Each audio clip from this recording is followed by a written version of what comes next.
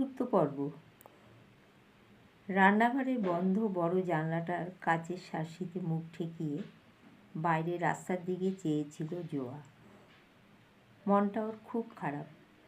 চাঁদের পরীর কাছ থেকে চিঠির জবাব এখনও এলো না। আজ 2 দিন হয়ে গেল। মনে মনে ভাবল নিশ্চয়ই ডাকপিয়ন ডাক টিকিট লাগাতে ভুলে গেছে।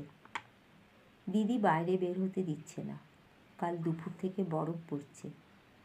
মোটা ওভারকোট পরেও বেশ ঠান্ডা লাগছে। পেইন দস্তানা পরা হাত দুটো কিছুক্ষণ পকেটে ঢুকিয়ে এদিক ওদিক দেখল। না, এভাবে অপেক্ষা করা যায় না।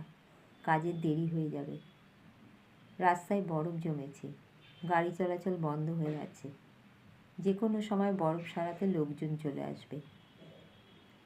পেইন ডাকবাক্সের তালা খুলে চিঠির বোঝা বস্তাতে ভরতে থাকলো। এমন সময় শুনল সেই মিষ্টি রিনরিনে স্বর। আমার এই খামটা নাও না, তোমার ব্যাগের ভেতর, তাড়াতাড়ি হবে। পেন দেখল জোয়া। একটা উলের ফ্রক পরা, মাথায় উলের টুপি, ঠান্ডায় নাকের ডগা আর গাল দুটো ফেটে লাল হয়ে গেছে। পেন জোয়ার হাত থেকে খামটা নিয়ে উল্টে ঠিকানাটা দেখল। একটা অনাথ আশ্রমের নাম। পেন বুঝল জোয়াকে পাঠানোর ব্যবস্থা হচ্ছে। চিঠিটা বস্তায় না রেখে ওভারকোটের পকেটে রেখে দিয়ে জোয়াকে প্রশ্ন করল, তোমার চিঠি? না, কাকা ফেলতে দিয়েছে। জোয়ার উত্তর। আচ্ছা, তোমার নাম কি আর কোন বাড়িতে থাকো তুমি? পেইন জানতে চায়। আমার নাম জোয়া, আর ওই রাস্তার মোড় ঘুরলেই আমাদের বাড়ি।